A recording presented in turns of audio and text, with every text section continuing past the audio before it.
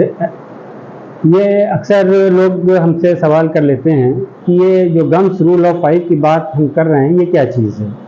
कई अपने लेक्चर्स में ये चीज़ आ जाती है कि साहब 5 स्टेजेस में चीज़ें होती हैं, कोई भी जो हम लोग काम करते हैं या कोई बात होती है तो 5 स्टेजेस में होती है।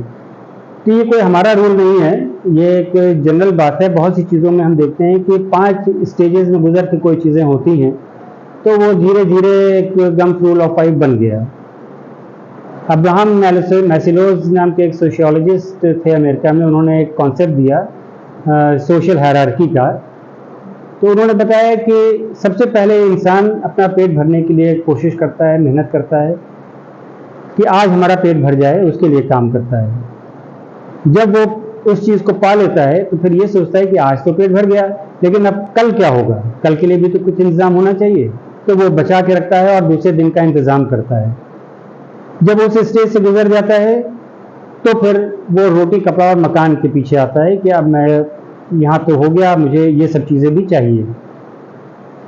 4th स्टेज वो आती है जहाँ पर जब उसको सब मिल जाता है तो चाहता है कि अब लोग मेरी इज्जत करें, मुझे लोग जाने, मेरी बात माने, मेरा कुछ मान सम्मान हो। तो उस लिहाज से वो काम करना शुरू करता है। लेकिन फाइनली उसको ये समझ आता है कि ये सब दिखावे वाली चीज़ बहुत अच्छी नहीं है और हमें वो काम करना चाहिए जो कि सही मायनों में जिसके लिए हमको भेजा गया है। तब वो दूसरों की मदद करना शुरू करता है, गरीबों की मदद करता है, उनकी पढ़ाई लिखाई का, उनके खाने पीने का, हर तरह से जिस तरह से वो मदद कर सकता है फिर उस सोसाइटी के लिए काम करने लगता है।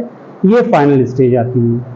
यानी कि 5 स्टेजेस में सोशल हायरार्की को उन्होंने एक्सप्लेन किया। ऐसी बहुत सी चीज़ों में हम देखते हैं तो वो 5 स्टेजेस निकल के आते हैं। जैसे हमारा डाइजेशन, हम खाना खाते हैं तो उसमें क्या चीज़ होती है कि सबसे पहले तो हमें खाना की ज़रूरत होती है कि हम चीज़ को लें, प्लेट में रखें और तोड़ के मुंह में डालें और उसको चबाएं। लेकिन वहाँ के बाद जब उसको निकल जाते हैं तो यही पूरा मुकम्मल खाना नहीं होता है। अब उस खाने को डाइजेस्ट होना ज़रूरी है।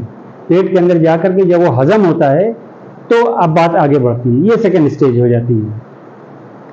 लेकिन अगर वो खाना हजम हो गया और वैसे ही निकल गया पूरा तो हमारे काम तो आया नहीं।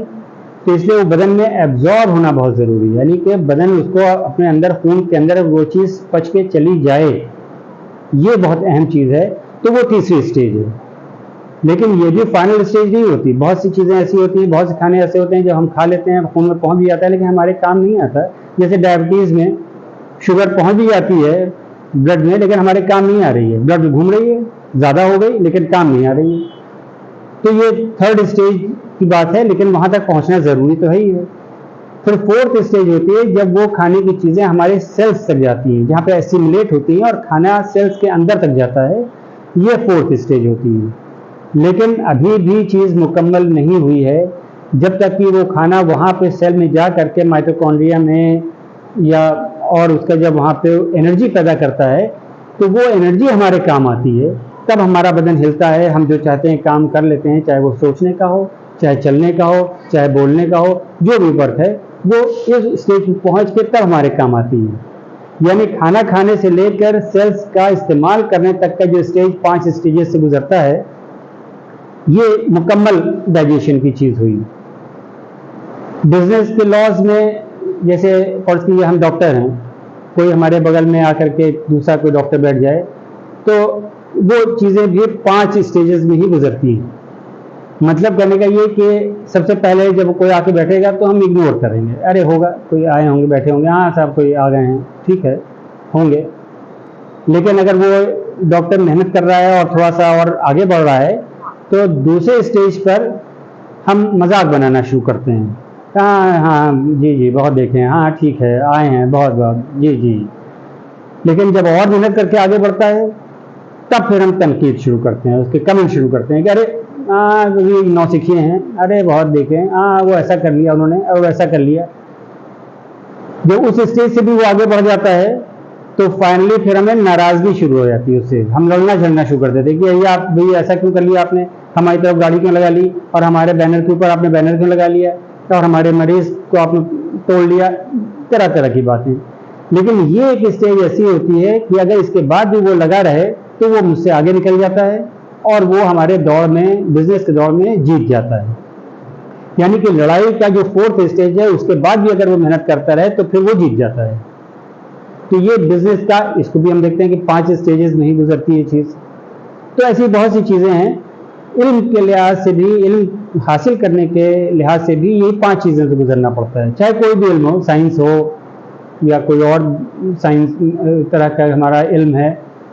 कुरान के बारे में जैसे हम करें अगर, तो हम क्या करते हैं कि कुरान की हम तिलावत करते हैं, हम पढ़ते हैं, रोज़ पढ़ते हैं, कुरान खोला पढ़ा, लेकिन अरबी होने की वजह से हमारे समझ में आती नहीं। तो वो स्टेज 1 है कि हमने पढ़ तो लिया लेकिन बस पढ़ लिया, उसका सवाब मिल गया, ठीक है, लेकिन बस पढ़ लिया। लेकिन उसके आगे की स्टेज ये है कि हम उसकी मतलब को समझें कि जो हमने पढ़ा है उसका मतलब क्या है। जब उस मतलब को हम समझते हैं तो वो स्टेज 2 हो जाती है। लेकिन यहाँ भी अभी बात पूरी नहीं होती। जो आयत आई है उसका तफसीर समझना चाहिए कि उसका डिटेल नॉलेज क्या है, कि वो क्यों आई, कैसे आई, किस वजह से आई, उसका मतलब क्या है, उसकी गहराई समझना बहुत ज़रूरी होती है हर आयत की। तब बात और आगे बढ़ती है और वो अपील करती है। लेकिन यहाँ भी अभी बात और आगे बढ़ेगी कि इसके बाद उस चीज़ को जब हम पूरी तरह से समझ गए हैं तो उसको हमें अपने अंदर उतारने की ज़रूरत होती है, उसको जज्ब करने की ज़रूरत होती है, आत्मसात करने की ज़रूरत होती है, एसिमुलेट करने की ज़रूरत होती है, अपने दिल में बैठालने की ज़रूरत होती है। तो ये फोर्थ स्टेज होती है जहाँ पर हमने उस आयत को अपने अंदर बैठा लिया।